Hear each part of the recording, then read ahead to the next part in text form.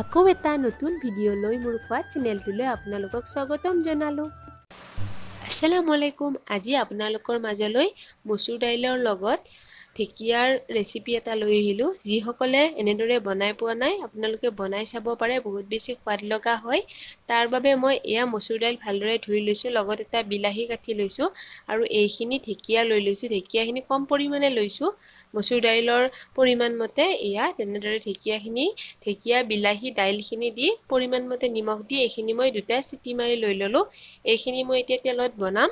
তাৰ বাবে মই এয়া নহৰু থেতেলিয়াই লৈছোঁ আৰু পিঁয়াজ একেবাৰে দুচকলমান দিছোঁ, নিদিলেও হ'ব, অকল নহৰুৰে বনালেও হৈ যায়। আৰু জলকীয়া দিছোঁ পৰিমাণ মতে। এইখিনি মই ক'লা তিল দিছোঁ, আপোনালোকে ক'লা জিৰা দিলেও হ'ব। হালধি, অকণমান ধনিয়া গুড়ি, জিৰা গুড়ি এইখিনি দি এনেদৰে ভালদৰে এইখিনি ভাজি ল'লোঁ। এইখিনি ভাজি লোৱাত গোটেইখিনি দালি মই এয়া এনেদৰে দি দিলোঁ। ভালদৰে উতল আহিব দিব লাগে।